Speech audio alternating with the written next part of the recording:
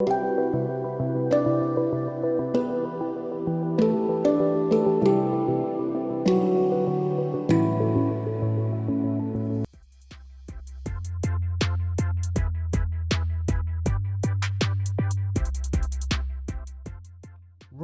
what have we got today?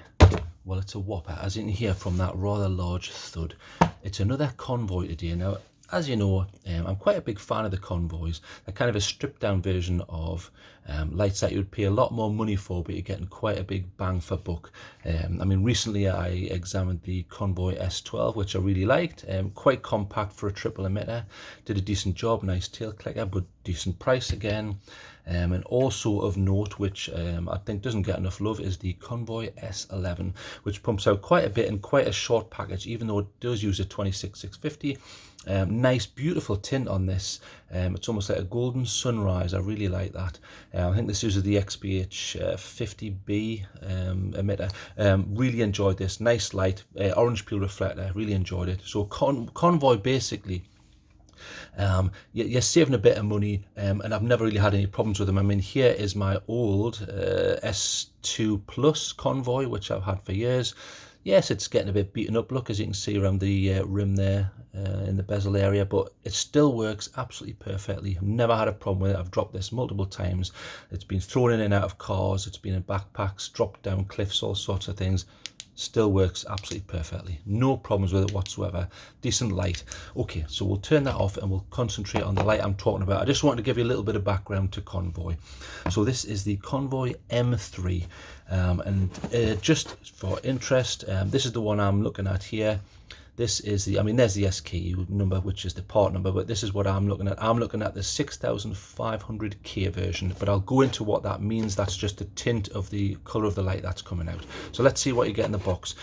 I'm guessing it's probably pretty straightforward, right? So there's a couple of rings here. Now, they're obviously not O-rings to go around the seals, so I'll put them to one side and I will describe them in a second. There's the unit itself, and then nothing, look. You don't even get an instruction manual, so you're on your own. You've got to learn it yourself, or come to Trailtrek and spend 16 hours watching one of my videos to learn out how to use it. So boosh, stick that in the bin. Right, here's the unit itself. So pretty hefty unit, although I like it though, it's pretty hefty. I mean, this knurling is rather large in comparison to most knurling. I mean, if you look at the old S2 Plus, that's your old sort of classic knurling. If I can get it to focus, there you go, sorry about that. That's the classic knurling which you see on sort of weights bars in the gym and things like that. And then Claris use a bigger sort of knurling, but this is rather thick and aggressive. It reminds me of a Mills bomb, actually, where you'd have sort of these sections which would come off during the explosion. In fact, the whole thing itself actually reminds me of a German grenade. I mean, we used to, during World War II in this country, we used to call them Teddy mashers. In other words, potato mashers, because it was reminiscent of a potato masher. But that's what it reminds me of. Mein Panzer hat jetzt auf die Straße gelegt im Süden, südlich des Punktes. Jetzt hören die Pionier. Right, enough silly videos, get rid of that. Right, so although it looks like a German grenade, which is absolutely fine, it's certainly very rugged. And if you notice, it's got a gap here. Now, I presume this gap is so you can fit through a lanyard here. So here's the S11, and here's how you would connect the lanyard. It's very, very similar, as you can see. You've got the two holes there, so you would put your lanyard in through here. I wouldn't put it in through this way, I'd put it through the other way, so it comes out the side, and when your tail's standing, that little bit isn't in the way. But okay, that's how they've chosen to do it on the S11. But you can't fit a lanyard where it's not going to interfere too much. So it's nice to see that this can tail stand. So if you're in a room and you need to use that as emergency lighting, you can do what's called ceiling bounce, for example, and it allows you to work and things like that. So that's nice to see. I really like that. And it's a side clicker, this one. So all in all, I like it. It's rather heavy, but that's due to the size, and it's a high output, so you need a little bit of mass to get rid of that heat, so I accept that. So let's go through some of the tints. So as I say, this one is the, if I can find it, this is the 6500, I think. Yes, 6500. So here are your tint options. So you start right at the bottom here, which is about 3000K, and then your tints go all the way up to 6500, which is what I've gone for. So 3000K is very sort of yellowy light, and then 4200 to 5000, those two options are very, very similar to sunlight. In other words, rather yellowy, but golden. So what you would expect to see on a summer's day, because you know, sunlight is made up of white light. Obviously, it includes all wavelengths of visible light. However, once it goes through our atmosphere and hits the ground on a sunny day, it's yellow, isn't it? It certainly isn't white, whereas this is the far end of the scale. So 6500K is also known by a lot of manufacturers as cool white, and by cool white what they mean is it's not like sunlight, it's a very white light. So as you sometimes see with a lot of artificial lights. Now, what tint you go for is personal preference. It really doesn't make a lot of difference. You're still functionally, it makes no difference, okay? The output is exactly the same no matter which tint you choose. However, I would argue on a thrower, you probably want to go for a more neutral tint because you get less backscatter. And I've also heard people mention that you get less reflectivity on the more neutral tints. I can't attest to that because I don't know enough about that to talk about it, but I just want to mention that because it has been mentioned to me. Okay, so those are things you might want to consider, but get the tint that you really like, because this isn't a thrower, so you're probably okay. Okay, so that's the tints out the way, and it's nice to see that Convoy have allowed all those tint options. I really appreciate that, because bearing in mind, companies like Olight will say you're getting cool white and nothing else, you get no choices in the matter, which I think is a little bit naughty, because you should give people choices, but that's just my personal opinion. Okay. So this is rather large. Now you're probably thinking, why is it so large in comparison to something like this? Well, it's using a larger battery for a start. And yes, it has a wider reflector, which we'll go into in a second.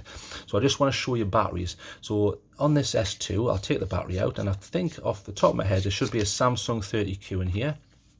But the form factor for this is 18650. So ignore all the rest. 18650 and 30Q by Samsung is just the part number here.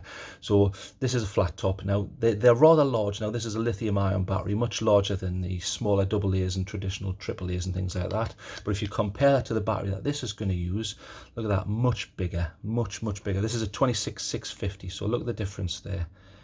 Big difference in width there, almost double width. So you're getting a lot more capacity. So this will hold around 3000 milliamp hours. So ignore all of that there. So 3000 milliamp hours is just the capacity, whereas on this one you are getting, now I'll zoom in there so you can see. Now you see there, you're getting much more capacity. You're getting 4200 milliamp hours. So your run time is vastly increased. I mean, also you can argue on this, it has a higher ampage output. This is about 15 to 20 continuous, whereas this is 32 amps. But we'll go into that in a second. So we'll put the battery in, and while I do that, I'll open it up and give you a look. So it opens top and bottom. So there's a central tube here. So we'll open the bottom first, and let's see what we've got here. So there's your machine section, nice and clean, no dodgy little scuff marks or anything like that. And then you've got a nice thick O-ring there. You see that there? So the point of that is it allows the light to prevent water ingress. Now the Ipx rating on this, I think it's about IPX8, but I will look that up. It should be around 7 or 8, so you should be waterproof, and I'll use that in inverted commas because you never know. And I think this bezel is removable. Yeah, you can remove the top bezel and change this reflector with a smooth one, but as long as that's nice and tight and these are intact, you should be okay water wise, which is absolutely fine. So let's see what we've got in here. So there's the bottom section. Now if you notice the spring, now it's a medium density spring, not particularly hefty, but if you notice there's some solder on there, or if you're American, solder, or whatever they call it in America. Now if you notice there is a spring which has been soldered at the top there and soldered at the bottom. That's a spring bypass, and thanks to the commenters I now know what that is. It just ensures you're able to get plenty amps through. You're basically giving it a quick path with less resistance, basically. So you're allowing, it's a quick way of getting more amps through, and this is a high output lamp in regards to amps, so you need that. And if we look at the top just quickly, so again you've got another O-ring section, which is nice to see, nice and clean here, no particular scuff marks, nice tube there, and there's the top section. And at the top section you can see they've got another, I would call that a medium density. It's not particularly sort of hard spring there, and there's your drivers and chips on the pill there, nice to see. And then this brass section has two little holes which you can put, I presume that's so you can screw it in and out if you want to make changes. So we'll get that put together and I'll stick a cell in. So if you give me a few seconds. In fact, there it is there. Sorry, I thought it was off to one side, so we'll put it in there and get rid of that one. There you go. So once that's in, I can show you a bit more about it. Now let's concentrate firstly on this section. So let's zoom in a bit. So as you can see in the middle there, you have a huge LED. If you can compare that to the S2 here, look at the size of the emitter in the middle there. The emitter is the square section there. So look at the difference. It's a massive. Now this is I think it's the xhp70.2. Now they're claiming a maximum output of around 4,300 lumens. Now that will depend on the battery you use. According to their literature anyway, you have to have a cell which will put out continuously. So I don't mean just short durations, I mean continuously at least 11 amps.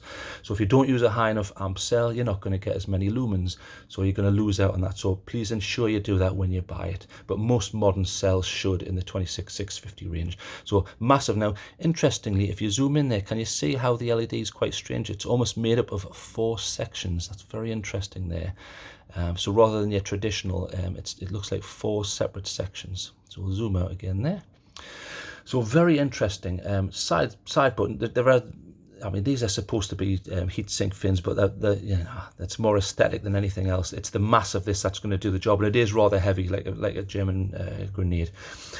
Okay, so this does have memory mode and heat step down, but we'll go through that. I just want to explain this quickly.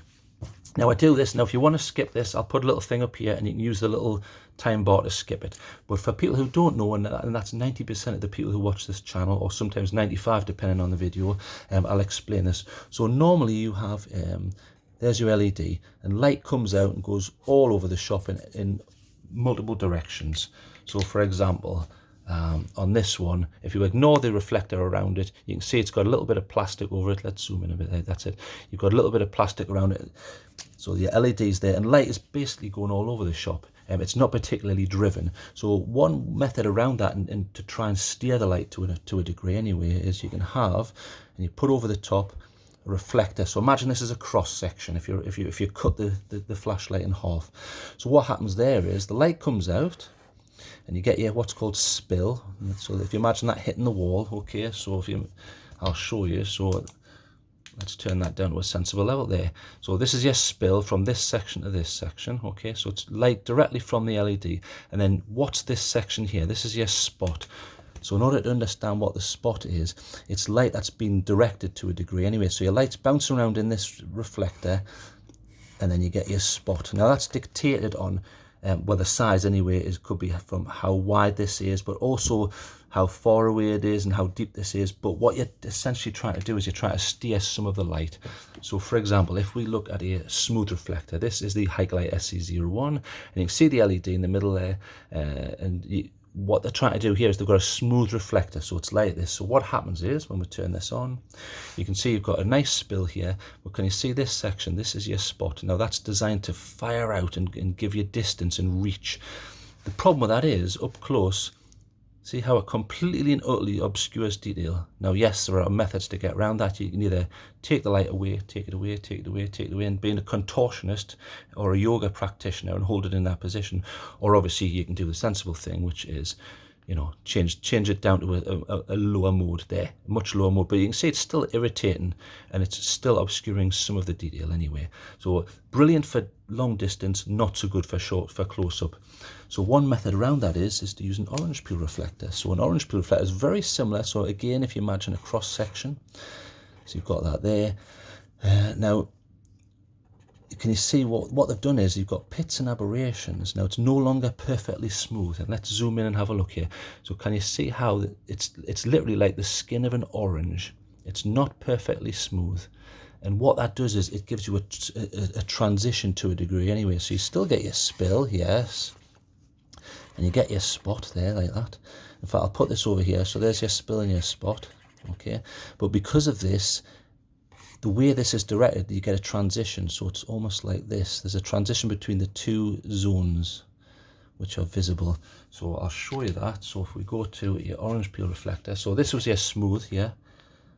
You can see you've got this spot which obscures everything, and then your spill, and then on the S11 here, for example, you can see it obscures detail a hell of a lot less, doesn't it?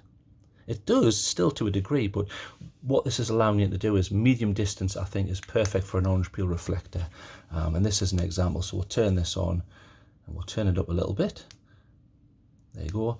So it's obscuring to a lesser degree anyway, and there's a bit of a transition between the two zones. So that's quite interesting to see. It still obscures detail, but see, obviously I would turn that down a bit there. You'd put it on a much lower level. But it's very interesting in that it's better for mid-range. You're not going to get the massive distances, but it's also better up close. And again, you can use TIRs, but I'm not going to go into that on this video because it's unnecessary. Right, so that's enough of that. Let's get rid of that. So back to these. You probably think, what are the point of these?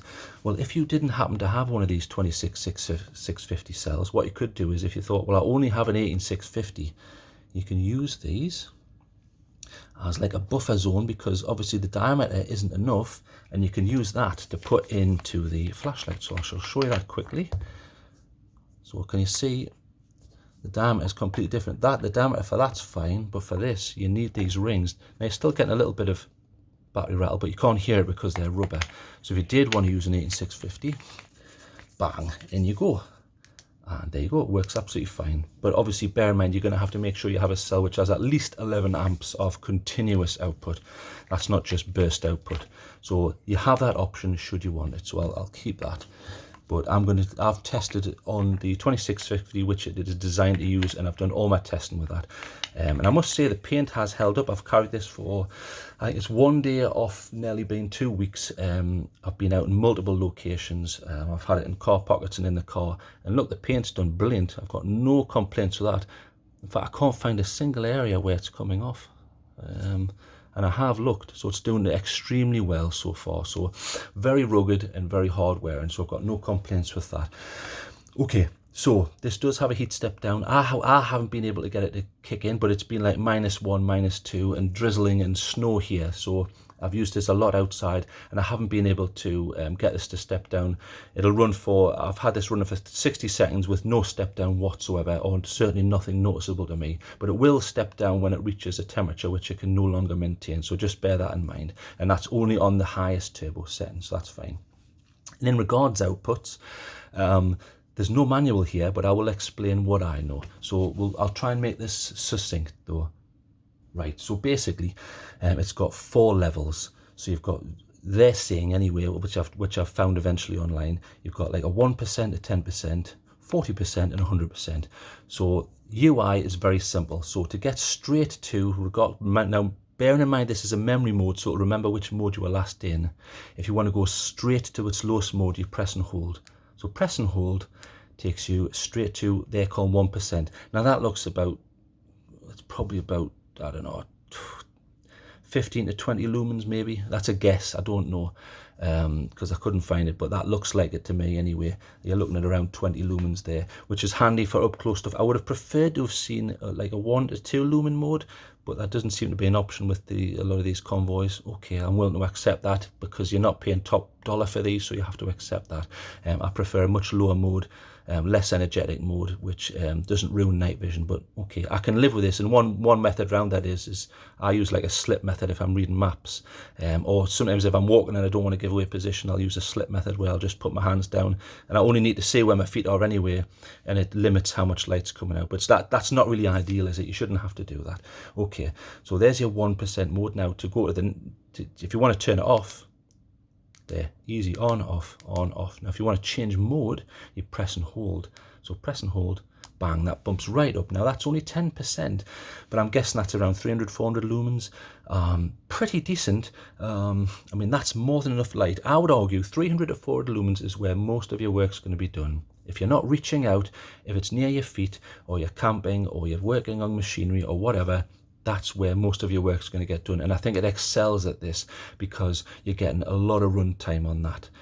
Bearing in mind, you've got the cell I'm using is 4,200 milliamp hours, so a lot of capacity there. If you want to go to the next one, it takes you to probably about 1,000, so click and hold. That's at least 1,000, I would say, possibly slightly more, maybe it's 1,200, it's hard to tell. That's very bright, as you can see, look. It's obscuring a lot of the detail on the hand there. It's very, very bright, especially in that hot spot in the middle there. So very, very bright. So around 1,000 lumens. And then if you want to go to the next one, just click and hold again. Bang. Oh, this hasn't worked. Right, we'll try that again then. So lowest, 1, press and hold again. 10%, press and hold again.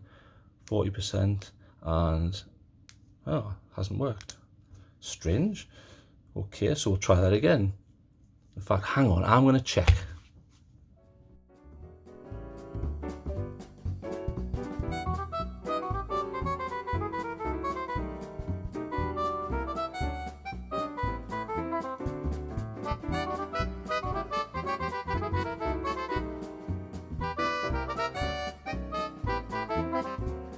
Right, I've changed cell. So here's the one I was using. I think it's probably running out, but I will check that. So I'll try again. So we'll go to low, medium, high, turbo. There, it's working now. Okay, so I do apologize for that. That was completely my fault. That's no representation of Convoy. In fact, I'll check this now, but I'm pretty sure because of all the testing, I did a load of testing last night. I was trying to get this sort of step down and turbo, so I do apologize for that. Okay, so here we go. So long hold takes you straight to low, and then low, medium, high. There, so it's working now, so I do apologize for that. Okay, so we'll go through those again.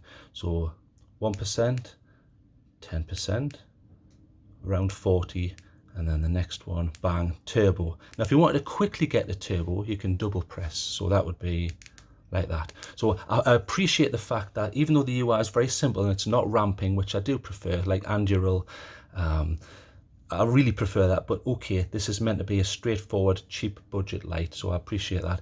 But you can get straight to its lowest from off. You can also get straight to turbo just by double press. So that's massively bright. In fact, I can feel the heat on my hand there. I'm having to move it there. That's about comfortable there. It's very, very, very hot. So that's your absolute maximum turbo. So they're quoting at least sort of 4,300 lumens, which it may well be. It's certainly close to 4,000 anyway, I would argue, and pretty bright. And you know, it really does pump it out, and it does reach sort of halfway across fields and things like that. It's certainly in the same sort of ballpark as the EC01 by Astrolux, which I really like. It has a better UI, but it's certainly in the same ballpark. So a pretty decent light. It's very rugged and it's very heavy, so this isn't going to be for everybody, but you're getting a big output. So you've got to ask yourself, am I willing to accept the fact that it's big and heavy to get a big output? And by getting a nice big large wider reflector here, it's able to sort of do a slightly better job in pushing out. So okay, fair enough. So let's go through some of the pros and cons, and I'll give it a mark out of 10. Now I've extensively tested this, urban environments, in the woods, at the beach, and all sorts of things.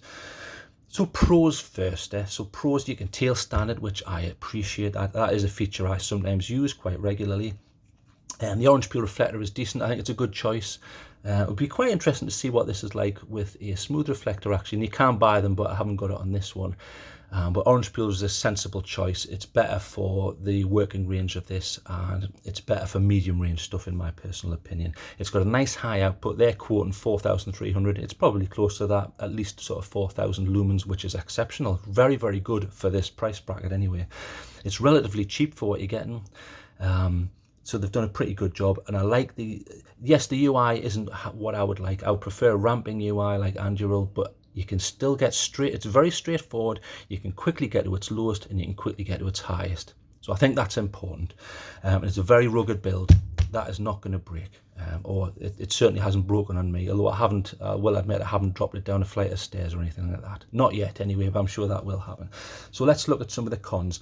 This button, I've got two issues with it. It's okay and it works, but I wish it sort of lit up or something, or they made it recessed. And the reason for that is every time I went out to test this, I would pick the light up out of my pocket. Bear in mind, I do everything in the dark, away from as many lights as possible. And you do this with your thumb. You go, right, where's the button? Twist, where's the button? Twist. Ah, there it is. Every time I pull this out of my pocket, I spend about 3 seconds trying to find the button. I wish they would just have it a bit recessed. I don't have this problem with the EC01. Now, basically, I can just give it a quick momentary glance and I can see the button. You can't do that with this because it isn't there, and there's no recess for the button. I like a recessed button. I know I'm maybe being a bit picky here, but again, it's something that allows you to quickly put your finger on it. So imagine you're being attacked and you want to pull this out and use your flashlight and someone, you go, hang on, don't attack me yet. No, don't attack me yet. Where is it? Where is it? Right, put that sword down. Don't attack me yet. Right, now you can attack me. Ha ha! You're under surprise, and I'm off. it's going to be a little bit irritating, isn't it? Or if there's an emergency of some sort. So that's one thing I would change. I would recess this. In fact, if I've got one, there's one. There you go. Good example is the FT03. See how that's recessed? If I pull this out of my pocket, I can feel straight away, oh, there's the recess, and it's got a button which I can see. On, off, bang, easy. Whereas this, I would personally change this. So it's hard to find and it's not illuminated, which is a little bit annoying. UI, I would prefer a ramping UI, but again, you can get straight to the lowest and straight to the highest, so maybe I'm being picky. Okay, there's no strobe modes on this again. Most other lights have strobe. Seems like a basic thing that could add, I don't know how, whether maybe it's a triple click or something, I don't know. Okay, within that, there's no E-Lockout. Now, E-Lockout would be, on a light like this, it can easily go on and off in your pocket, so 1, 2, 3, 4. Oh, hang on, I haven't got that set properly, hang on, we'll go from another one. So EC03 here, so 1, 2, 3, 4, right. E-Lockout, it's not going to function now, although there are lower modes you can use in that. It just means it's not going to go off by accident. I mean, the other way around that is, you just twist it to disengage the circuit. Hang on, you need to twist it enough. In fact, I should have tail twisted it there, so we'll tail twist it there. Sorry, that's my fault. So it's not going to function until you re-engage the circuit, and then it functions again. So if you are going to store this in a backpack, for example, or a tight pocket, you're going to have to twist that, and it means it's not going to function until you retwist it, and then bang, it's now functioning. So I would have preferred to have seen a lockout, but again, it's a very simple UI, so it's not going to be in there. Okay. The other thing, it's very heavy. Doesn't bother me, but this is very heavy. Listen, that's pretty hefty. I mean, even if you compare that to something with a similar output, you can hardly hear that. The EC03. Interesting, isn't it? I mean, this is 4,300 lumens they're quoting. On the S11, if I can find it, the S11 is something like, where did I put the S11? Right, there it is, right. Look at the S11. So this is not bulky at all, but this is quite bulky. Now, bearing in mind, this is about, I think it's something like 2,500 lumens. You get about 3,500 lumens on this and 4,500 on this. So interestingly how, with this small package, they're able to do something very similar. Yes, it's not quite as many lumens, but much lighter and much more pocketable. So that's just something you might want to consider, so the bulkiness. Lastly, the beam profile is a little bit funky, and I'll show you what I mean. In fact, I'll bring up some pictures. So here's a couple of pictures which I'm going to put on screen. Now, as you can see, I'm going to show you some areas. You've got like a central shaft beam, which is very white, and then you've got like a greeny, tinty other bit, and then it comes all the way down to the extremities of the beam there. So quite strange, and I'll show you again on here. In fact, I might, if I've got a piece of paper, let's have a look. It's hard to see. You might see it on the low settings here, right? You can see it a little bit, right? So it's a very white light here. In fact, zoom in a bit. Let's have a zoom in. Right. So as you can see, you've got this white light, and then you've got on the extremities, then you've got the white light in the middle, and then you've got like this greeny halo left and right. So it's a bit of a strange one. So you've got like a tint shift between the areas in the beam. Okay, I'll accept that, and maybe I'm being a bit picky, but it was just a little bit funky in the way that, especially if you shine it against a wall, you can sort of see there, you've got like this lovely cool white section, then a strange green section, then it goes back to white again, and then off. Okay, but I'll accept that. That's just part and parcel with this emitter, I presume, anyway. So there was a bit of greenness to this, even in the cool white, which is a shame. So you may probably want to go for something like the 4200K tint, and maybe it'll negate some of that. I don't know, but I can't tell you because I haven't got that particular emitter. I'll prefer a neutral tint in this, but I went for the white one because it's no good me just constantly buying the tints that I like, because that's not really reviews, is it? I like to look at all different types. There's no basic problems with this, but it's okay. So I'm going to give this about, let's have a think, I'm going to give this 7.5 out of 10. Now let me justify that, because there'll be people saying, it's brilliant, stop whinging, Trailtrek. Well, let me explain. Think about it. Yes, the price is good. Yes, you can tail stand, orange peel reflector is good.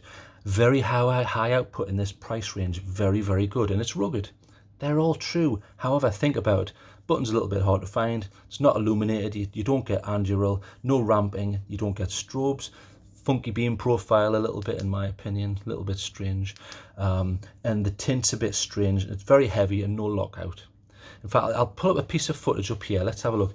Here's the S11 on the left, and on the right you have the M3 here. And look at the difference. This has like a sort of greeny, strange tint, whereas look at the S11. I know I keep banging on about the S11, but that is a lower tint. I accept that. But which do you think's more pleasant to the eyes? I just personally would say that the S11's more present. Now bear in mind they're different emitters. The S11 is using a I think it's the, off the top of my head, it's the xhp70, whereas this is the xhp70. So there will be differences, I accept that, but I'm just saying, aesthetically speaking, there's a difference there, isn't there? So bear that in mind.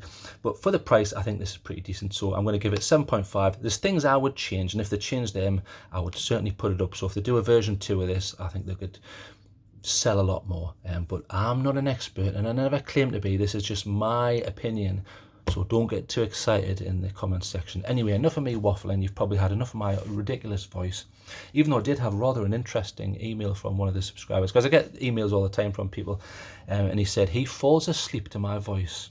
Now when I first read that, I thought, I can't be that boring. But what he meant was he enjoys my videos and he sometimes falls asleep to them. So that was very interesting. So I know that I can put people to sleep like a hypnotist.